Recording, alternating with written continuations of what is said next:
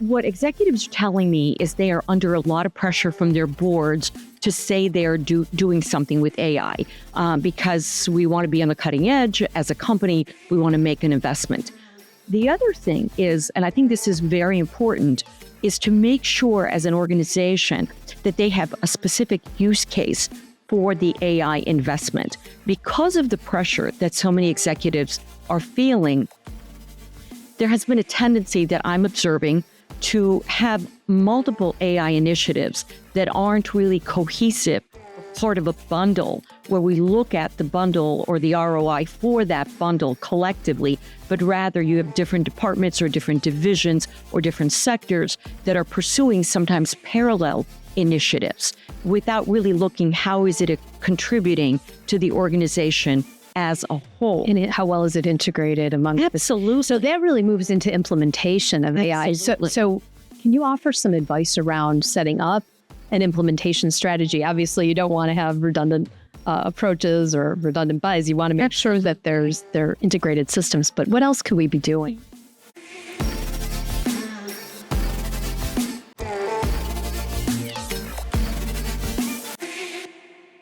Welcome to International Business Today, where we discuss the most critical issues in international business with top academic experts and thought leaders. I'm Paula Kelajuri, a professor in the International Business and Strategy Group at Northeastern University's DeMoore McKim School of Business. Today, I am so happy to be joined by Dr. Nada Sanders.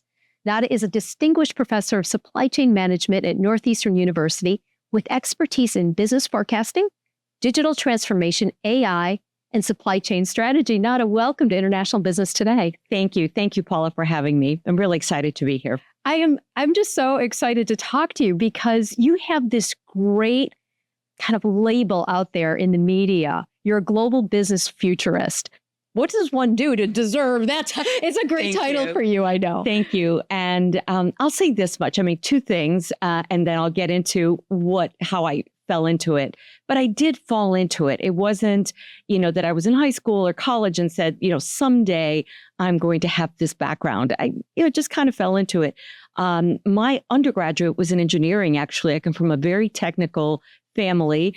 Ended up going to school, getting a PhD in operations management and supply chain, which allowed me to really understand how an enterprise works. But when I was a doctoral student, one of the courses I took was forecasting. Absolutely fell in love with it, and it really changed my life. I learned that the forecasting toolkit, what we have, is for everything, whether you're forecasting product demand or climate change or labor markets, inflation. We have the same toolkit and methods the way that we operate. So that really launched my career. And throughout really decades now, what I have been doing is two pieces that really marry each other. One is forecasting. So I'm a futurist. I forecast. I predict from that toolbox. But then I can look at the supply chain and the enterprise and how it should be designed and aligned to respond to those forecasts. And really what it is, it's a dance between those two. Forecasts change all the time. And in response, we have to change our operations, supply chains, enterprises. Well, your ability to forecast throughout the entire enterprise, especially around global supply chain, certainly you deserve that great title. Global strategist. Well, I'll tell you one thing that really makes me different, and I hope that everybody listening can learn the one lessons. We have to be humble. We really do. I don't approach anything with the idea that I have all the answers.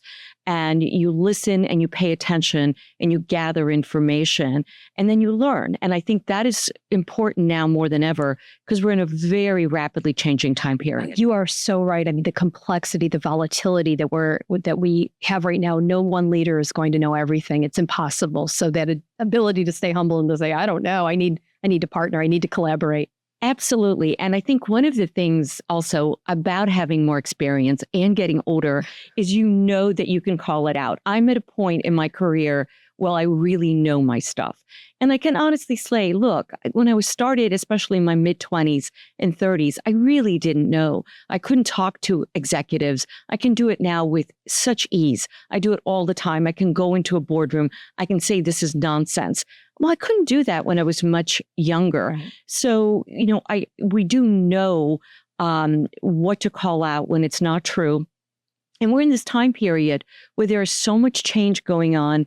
And there are really a lot of talking heads, Paula. Everybody's got an answer. And I sit back and I go, no, you don't. Because one thing that we do know is that we really don't know anything with certainty. We have probabilities, likelihoods, possible outcomes, but we really don't know 100% anything. Yeah, that's what makes you so great at what you do. And there's one benefit of aging. We have the ability to say we don't. It really, really is. And I know we're going to be getting into this, but one of the things that I've been stressing with all the AI is telling companies, don't let go of your senior experienced talent because they have the knowledge and expertise. Yeah, they're an intangible asset. Absolutely. I want to talk about your groundbreaking book, The Humachine. So that book now is in its second edition. That just came out, I think, this past spring. But the book is really interesting. So what motivated the first edition? That's going to be my question one. And then how is the second edition different? So. Thank you for asking. So it is really interesting because, AI technology has been around for a very, very long time. So 2017 and 2018, 2019, my team and I wanted to find out what was the secret sauce that made companies be leaders in technology and AI. This is now, we're talking 2018, 2019. We went into dozens and dozens of companies with the idea to identify what is the latest and greatest that AI can do. And what we found is that every company, and Paula, without exception, and I'm talking about companies that are household names, every company said to us, it was really the people. It was talent. It was the ability and the knowledge to integrate talent with the technology. And so we music to the psychologist's ears over here. and right? I come from a truly STEM background, which is important for people to know because I did not go looking for this. Okay, I didn't go searching to find out about talent and HR and humans. I actually went after technology, but then after everybody repeats the same message. I mean, there was one large company in the pharma sector. People can maybe, throw darts and figure out who it is. But they said, we got our people to, quote, believe in the technology, to trust the technology. We wrapped the technology around their needs. So after studying all these companies, our book, first edition, came out at the end of 2019. And we titled it The Humachine because what we learned and what we saw, the best companies were those that combined humans and machines in a symbiotic relationship. They work together. They're intertwined together. It is not one or the other. And we saw the contours of this, of what we believe to be the enterprise of the future. So this is December 2019. The book comes out, and then we know what happened in 2020. All the fun, right, that we had 2020, 2021. And obviously, I remember thinking, oh, we're coming out of this in 2022, and then we end up with OpenAI and all of that. To shift one more time. Yeah. And I remember thinking that autumn, okay, all the businesses I'm talking to, they're finally getting a little better cash flow. Things are happening. And no, we've got another urgent thing going on. But so we were asked then to do the second edition to see how have things changed. I personally... They changed rapidly from 2019 to 2020. They changed rapidly. And I went in again, completely open eyes, open ears, listening. I actually did all the interviews alone. I recorded them. And Paula, every single executive, CEO, SVP that I talked to now didn't just talk about people, to my surprise, but they were really talking about human skills, interpersonal skills. So the first edition of The Humachine, the importance of humans and AI. Second edition now, it's not just humans, but everybody from Spencer Fung to, I can just go through and mention all the different CEOs, Rod Harl, Adeline Candles. Everybody said, no, it is the human skills, interpersonal skills, empathy, communication, ability to negotiate. They actually went into details in terms of what those skills were, how important they are. one of the other things that came out that was related to that was the fact that the enterprise itself needed to rethink its business model. So it was no longer, okay, I've got my talent. I'm going to acquire AI and technology. I'm going to intertwine these two together, but I'm also going to start with reassessing what is the business model that we need in order to compete in this new era. And it was actually Spencer Funk who I thought put it beautifully. And he said, a company trying to implement AI and trying to digitize their old model is kind of like a company trying to digitize a horse and buggy when your competition is creating a car, a digital vehicle. And I thought it was beautifully put. Everything needs to change. Everything has to change. What we did with the first book, with the Humachine, is we went into details of what we observed worked from structure and infrastructure of the organization. It wasn't just talent in this kind of a broad way, but in terms of everything from screening, integrating, creating a channel where talent can move through the organization, how this organization becomes flexible through the structure that it has. And then we elaborate on that. And that feeds into what Spencer was talking about, because what we need to have to start with is sit back and say, hey, what is the business model? Is this model working or is going to work in this new era? And I think what gives it agility, what makes it flexible, because one thing that we do know for sure is we're going to have to adapt. We're going to have to be very limber. And within that framework, how do we then combine talent with the AI and technology? Yeah, we've long said that those in STEM, those in engineering who are the most technical after this whole AI revolution, those who have the best soft skills, if you will, the ones you name to help them communicate, collaborate, build trust, build credibility and the like, those are the ones that who will end up succeeding. So, Nada, are there any other approaches that organizations could use to plan for the future of AI? Yes, I think right now when I look at the forecasting toolkit, I think the most important tool is scenario planning for companies. And the reason for that is that we don't know anything with certainty. So what companies really need to be doing is constantly forecasting events, but really with probabilities, risks. What are the risks? What's the likelihood on what we call a rolling horizon basis, meaning you make the forecast and you're constantly updating it. At the same time, how often? You really, you could do it daily, you could do it hourly, or you could do it weekly. It really depends what you're forecasting, the nature of the business, when information becomes available. So you have big events that occur, like we had with the election, or you might have a tsunami that occurs or an earthquake. So when an event comes in, you have to update immediately. So what you need to have in place are scenarios, various scenarios to react that your team knows. Becoming experts in scenario planning and having that team ready. And we actually can borrow a lot from the military in terms of how we do that. I think is probably the most important thing in the toolbox, because you can make all the forecasts you want, Paula, but if your team can't respond to it and doesn't know what to do and isn't battlefield ready, if you will, well, it's not going to work. Yeah. I want to switch to your area of expertise, specifically around that global supply chains. How is AI affecting global supply chains?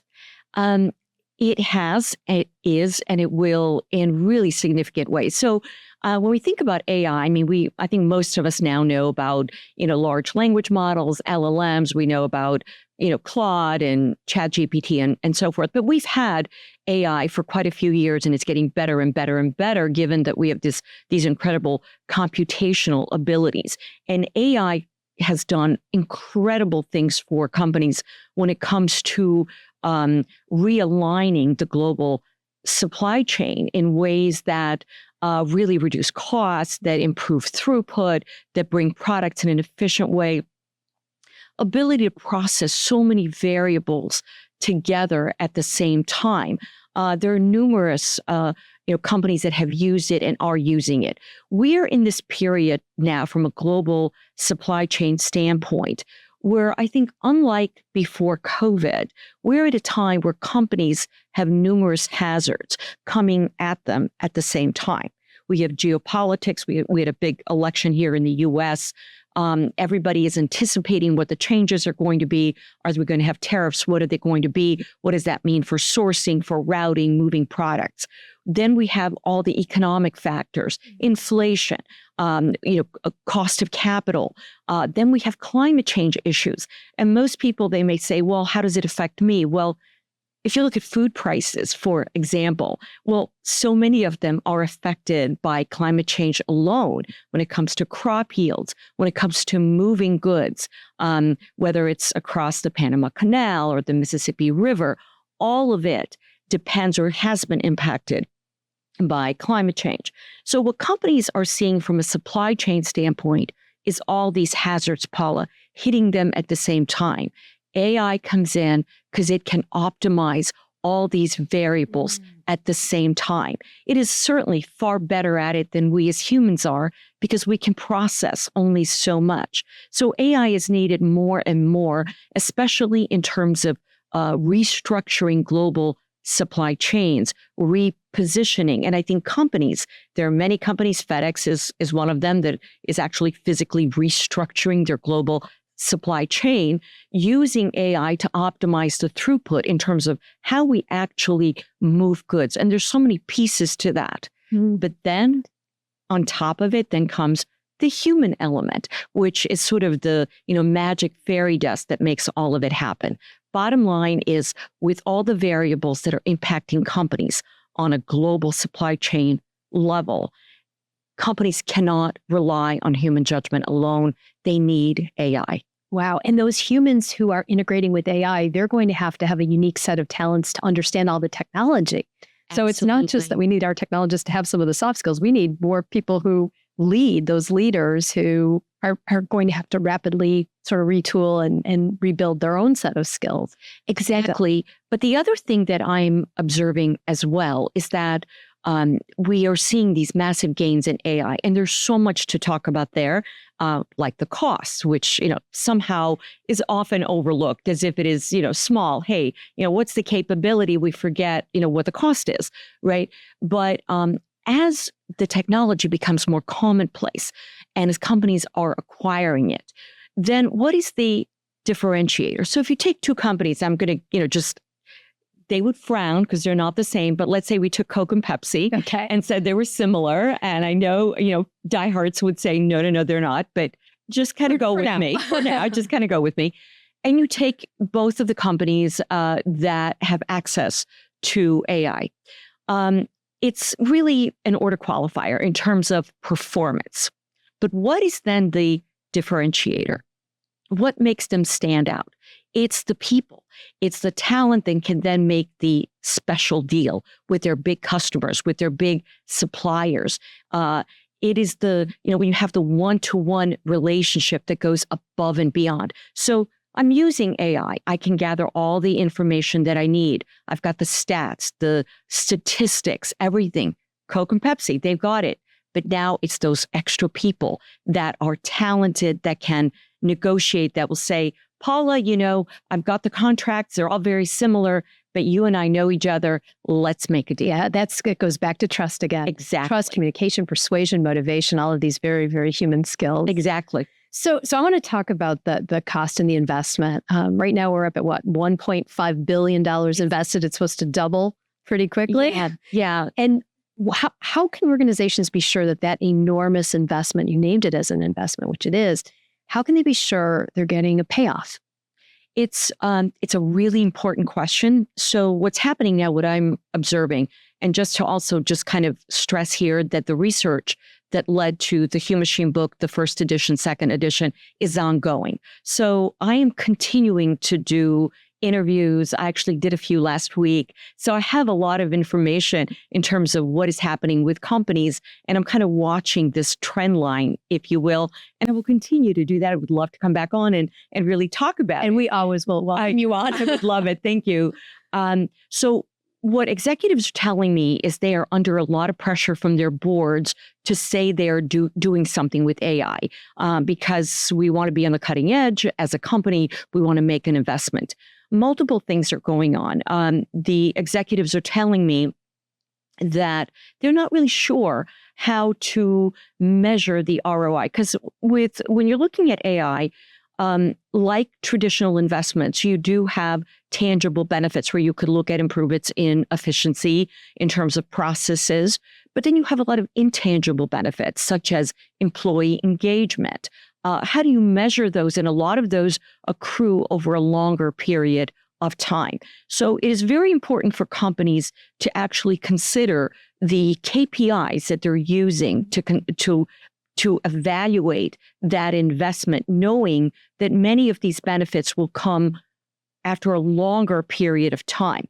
The other thing is, and I think this is very important, is to make sure as an organization that they have a specific use case for the AI investment. Because of the pressure that so many executives are feeling, there has been a tendency that I'm observing to have multiple AI initiatives that aren't really cohesive or part of a bundle where we look at the bundle or the ROI for that bundle collectively, but rather you have different departments or different divisions or different sectors that are pursuing sometimes parallel initiatives without really looking how is it contributing to the organization as a whole. And how well is it integrated among Absolutely. So that really moves into implementation of AI. So can you offer some advice around setting up an implementation strategy? Obviously, you don't want to have redundant approaches or redundant buys. You want to make sure that they're integrated systems. But what else could we be doing? Yeah, so I think companies absolutely have to start with the business model.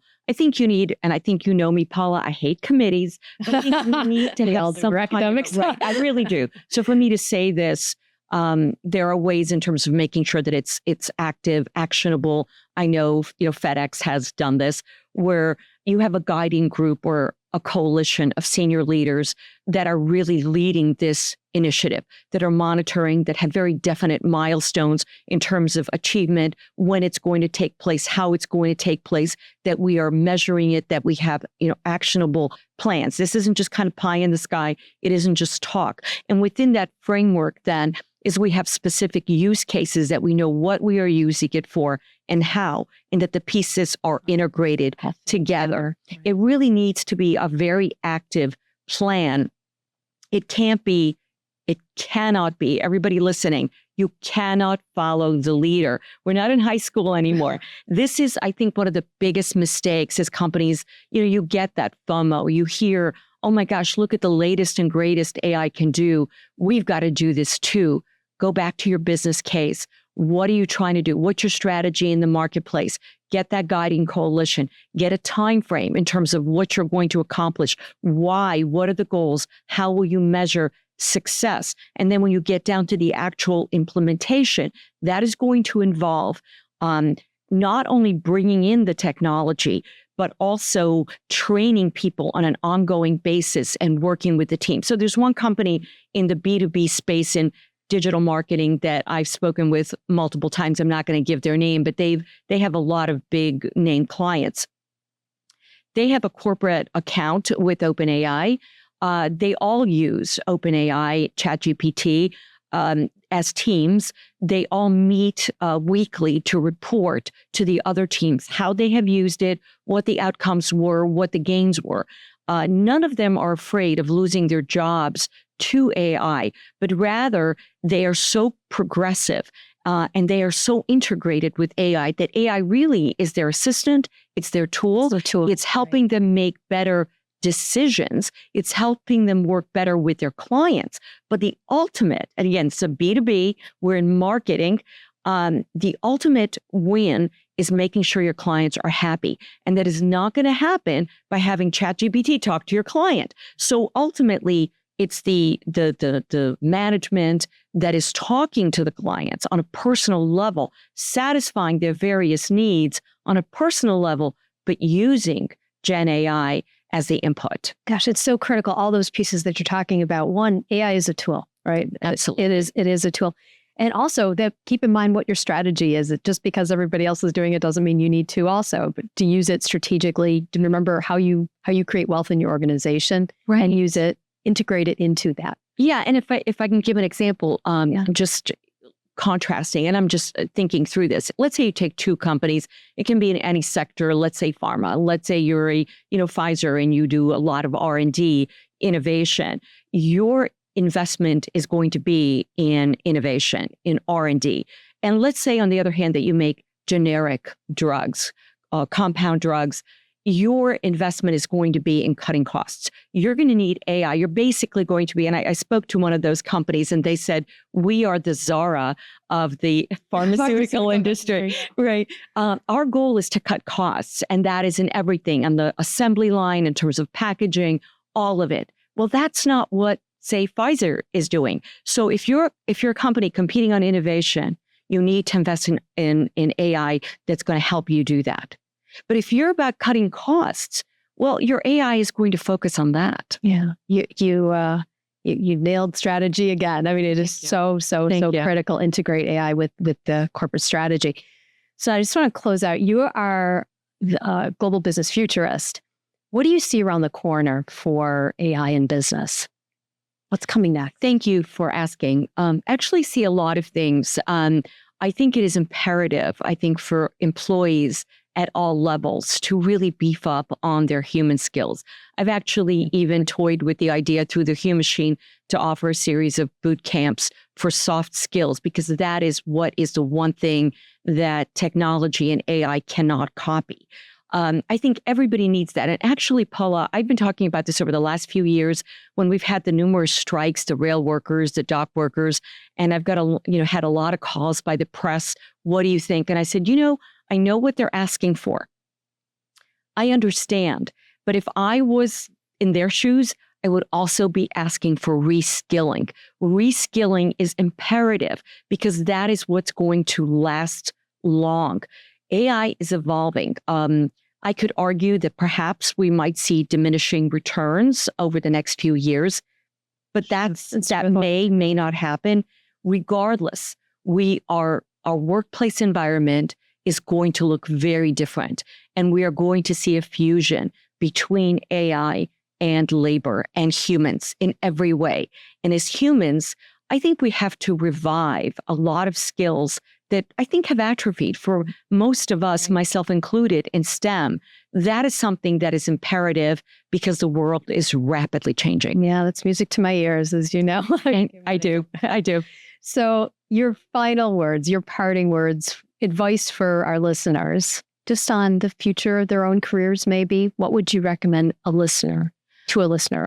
I would absolutely recommend that if you could take one course, it would be either communication, public speaking, negotiation. It's a very hard thing to do. I have a lot of students that are engineers. It is very difficult for them to develop the soft skills. And for businesses, please don't get swayed and chase the shiny object. Put a lot of thought into it, because you cannot just acquire the latest and greatest and win in the marketplace. I think it's a very serious time of pause for businesses, business leaders, and everybody at every level of the enterprise. Nada, thank you. This has been terrific. Thank you for having me. It's a pleasure.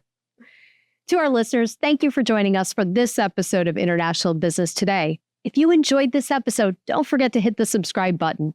Please know that your 5-star reviews mean the world to us and helps others discover the show. Until next time, stay curious and send questions. We love to hear from you.